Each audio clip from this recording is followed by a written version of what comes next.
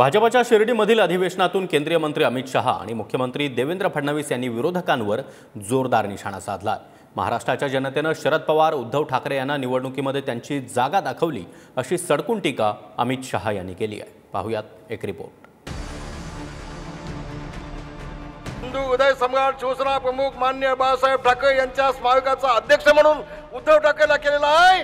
त्या अध्यक्ष पदावर पहिल्यांदा ह्याची हकालपट्टी करून टाका। रामदास कदम हे खरं म्हणजे विकृतीच आहे आणि त्यांच्या बडबडण्याला किंवा त्यांच्या अशा पद्धतीच्या वायफळ बोलण्याला स्वतः मुख्यमंत्री देवेंद्र फडणवीस सुद्धा फार किंमत देत नाहीत। शिंदेचे शिवसेनेचे नेते रामदास कदमांनी पुन्हा एकदा उद्धव ठाकरेंवर सडकून टीका केली आहे। काँग्रेस समोर गुडघे टेकणाऱ्या उद्धव ठाकरेंची बाळासाहेबांच्या स्मारकाच्या अध्यक्षपदावरून हकालपट्टी करा अशी मागणी त्यांनी केली आहे। दरम्यान त्यांच्या मागणीनंतर विनायक राऊतांनी देखील रामदास कदमांवर पलटवार केलाय। आदरणीय मुख्यमंत्री देवेंद्र फडणवीस,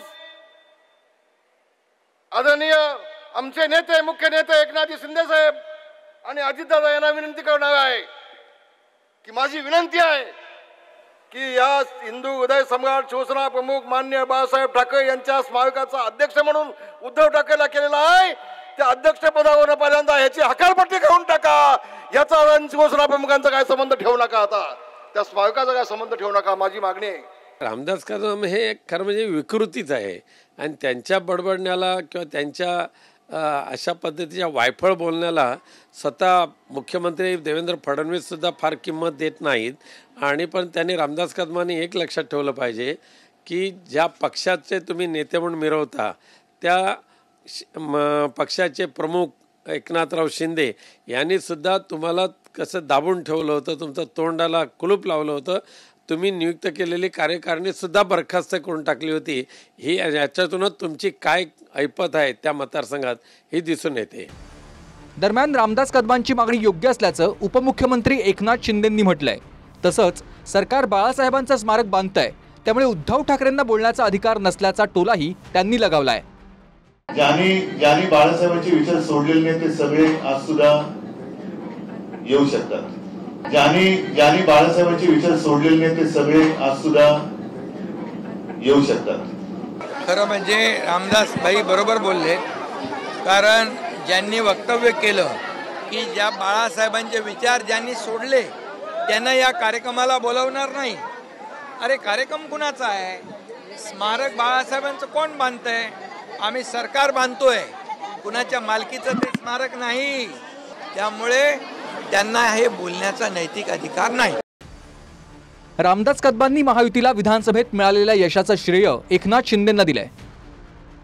एकनाथ शिंदेंच्या नेतृत्वात महायुतीचे 225 आमदार निवडून आलेत असा दावाही रामदास कदमांनी केला। विधानसभेवरती भगवा फडकवला।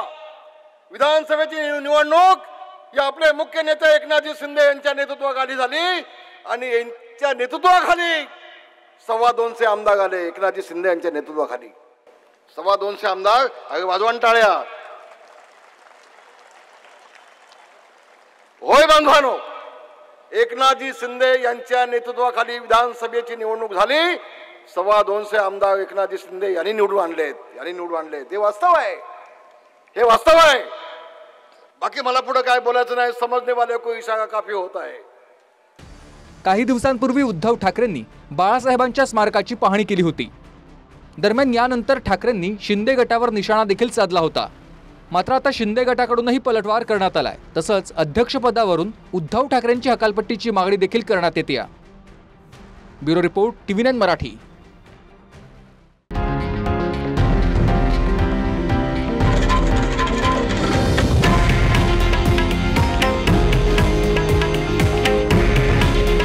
हे आहे देशातील नंबर 1 न्यूज नेटवर्क आणि आपण पाहत आहात TV9 मराठी। काळजी तुमची, हित महाराष्ट्राचं।